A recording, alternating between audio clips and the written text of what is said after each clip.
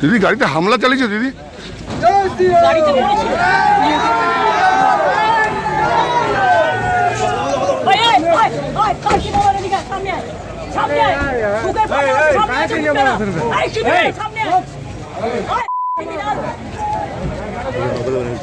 দেখো, ভদ্রতার একটা লিমিট আছে। আমি আমার গাড়ি রাস্তা দিয়ে যাচ্ছি, সাহস কত বড় বিজেপির ফ্যাক্টরি বেঁধে আমাকে গালাগালি দিচ্ছে দাঁড়িয়ে। তোমরা কি ভাবো এদের আমরা যত্ন করে রেখে দিচ্ছি? বাইরের outsider, they are not Bengal local people. জানেন, আর যারা জানে না তাদের নিয়ে আমি কোনো কথা বলবো না, কারণ যদি জেনে থাকেন আমাদের সনাতন ধর্ম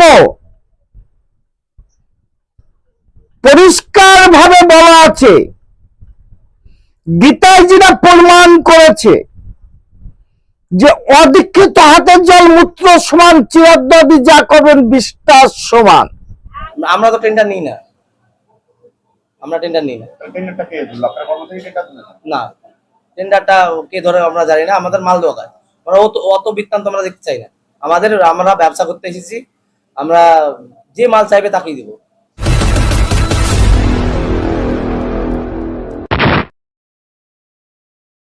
নমস্কার নমস্কার দাদা ভাইরা, কেমন আছেন? দেশ বিদেশ থেকে আমার এই ভিডিওটা যারা দেখবেন, সকল সনাতনী ভাইদের কাছে একটু অনুরোধ জানাচ্ছি, ভিডিওটা শেয়ার করবেন। কারণ আমি আজকে যে বিষয় নিয়ে আপনাদের সামনে ভিডিও করতে এসেছি এবং ভিডিও করতে যাচ্ছি, পরিষ্কার হয়ে যাবে আমার ভিডিওটা দেখার পরে।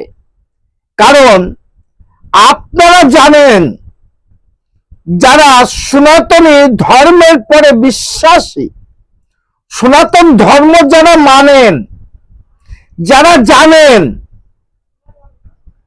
আর যারা জানে না তাদের নিয়ে আমি কোনো কথা বলবো না, কারণ যদি জেনে থাকেন আমাদের সনাতন ধর্ম পরিষ্কার ভাবে বলা আছে, গীতায় যেটা প্রমাণ করেছে যে অদীক্ষিত হাতের জল মূত্র সমান, চিরদ্দী যা করবেন বিশ্বাস সমান। যদি আপনি দীক্ষিত না হন, দীক্ষা যদি আপনি না নেন, তাহলে আপনার বাবা মা যদি স্বর্গ লাভ করে, সেখানে যদি বাবা মার কাজ করেন সেটা হয় না। মা বাবা যদি বেঁচে থাকে, আপনি যদি কোনো তীর্থ করেন, সেই তীর্থর কোনো ফল নেই। যদিও আপনারা মা বাবাকে কোনো তীর্থ না করান, সেখানে দাঁড়িয়ে আমাদের পুজোর নৈবেদ্য অন্য একটা জাতি, অন্য একটা স্বজাতির লোকে করবে, আর সেটাকে আমাদের পোশাক বলে গ্রহণ করা লাগবে, মানতে পারছি না। আমি মানতে পারছি না এটা। কারণ আমরা জানি, আমরা যারা সনাতনী আছে, আমাদের কোনো অপরিষ্কার ভাবে কোনো মন্দিরে আমরা প্রবেশ করি না। এই যে আমাবতী শুরু হয়ে গেল, সেখানে দেখেন এই আমাবতীতে মায়ের যে মন্দির আছে, বিশেষ করে কালীমা এবং মনসা মায়ের যে মন্দির আছে, সে মন্দির ঢেকে দেওয়া হয়, মাদের মুখও দেখা হয় না।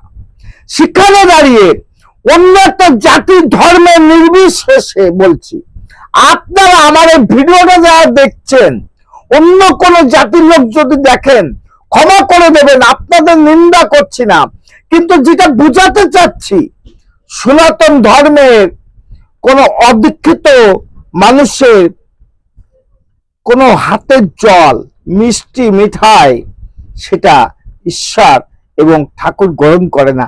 চলেন এই কথাটা কেন বললাম দেখাবো ভিডিওটা। হচ্ছে শামসুজ্জামানের দোকানে ইতিমধ্যে 500 প্যাকেট প্রসাদ তৈরিও করেছেন তিনি।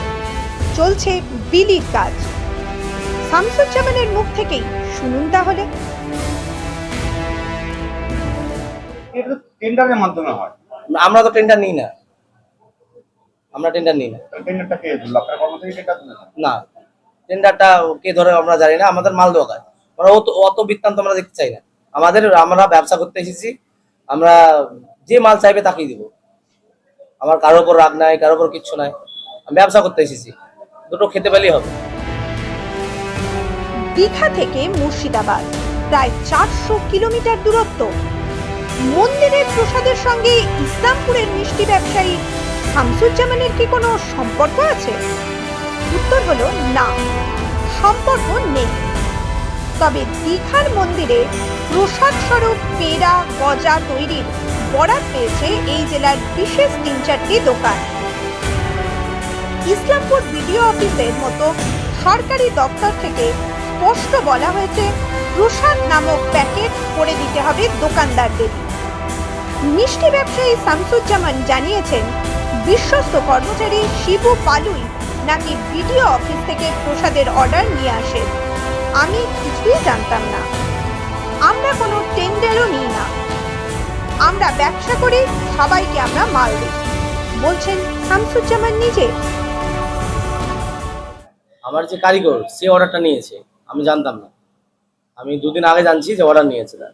কি করে উনি পেলেন অর্ডারটা? ওর সঙ্গে কথা হয়েছিল বিডিও অফিস থেকে, বিডিও অফিসের লোকে, কি কথা হয়েছিল? যে ওরা বলেছিল মিষ্টি নিবে। এবার প্যাকেটের এই কথাটা কিন্তু ছিল না, পরবর্তীতে প্যাকেটের কথাটা আছে। মিষ্টিটা নিবে, নিয়ে গিয়ে প্রসাদে একসঙ্গে দিবে। আপনি মানে আপনি তো পেয়েছেন বরাবরটা। হ্যাঁ, কি দিতে হচ্ছে আপনাদেরকে? একটা সন্দেশ, একটা গজা আর প্রসাদ। ভাবুন না, চাইতেই বরাত পেয়ে গেলেন তিনি। মমতা সরকার ঠিক কিভাবে জগন্নাথের মহাপ্রসাদ বিলির টেন্ডার দিয়েছে সে ব্যাপারে ইতিমধ্যেই সামাজিক মাধ্যমে 3টি বিশেষ নামের তথ্য প্রকাশ্যে এসেছে। রাজ্য বিজেপির সাধারণ সম্পাদক জগন্নাথ চট্টোপাধ্যায় স্পষ্ট করে বলেছেন, সুতি 1 নম্বর ব্লকে যারা মহাপ্রসাদ বিলি করবেন তারা হলেন রাবাবুল মিষ্টি ভান্ডার মালিক রাবাবুল শেখ। যে রেশন দোকান বিলি করছে তার মালিকের নাম মুখলেসুর রহমান।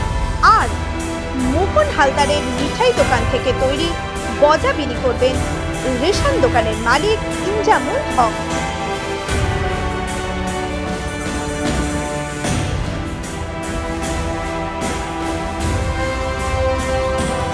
এখন তো গজা প্যারার বিলির সিজন চলছে, যেখানে সেখানে মিষ্টির দোকানে যান, শুধু গজা ভাজা হচ্ছে আর প্যারা তৈরি হচ্ছে।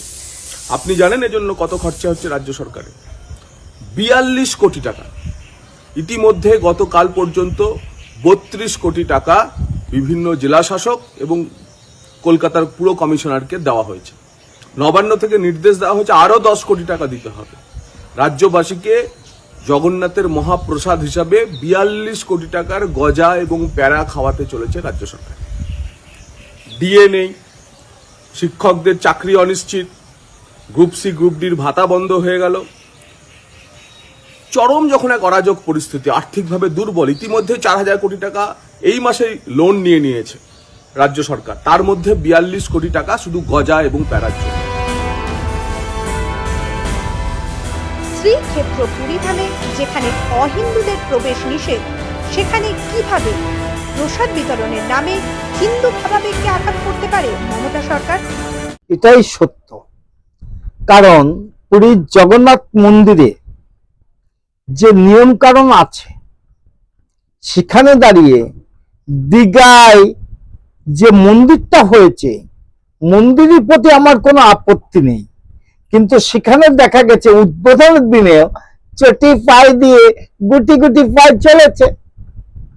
এখন কেন হিন্দুদের টেন্ডার না দিয়ে মুসলমানদের দিচ্ছে? কারণ ভোট বালায়, ভোটকে সামনে রেখে 2026-এও আপনারা যে দখল নিতে চাচ্ছেন, সংখ্যালঘু ভোট নিয়ে প্রমাণ হয়ে যাচ্ছে এই বিষয় নিয়ে।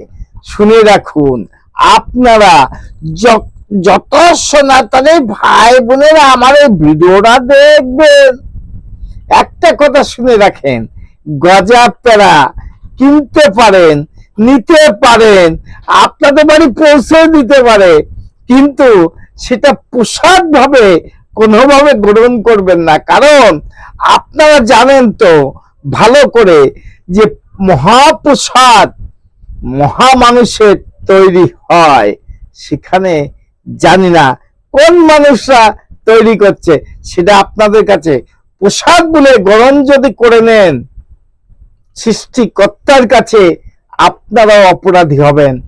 এটাই আমার বাক্য আবেদন। কণ্ঠ আছে যতদিন, প্রতিবাদ ততদিন। প্রসাদ নয়, পেড়া খাবেন আপনারা। আমার চ্যানেল নাম don't care, Facebook page Krishna পদ অধিকারী।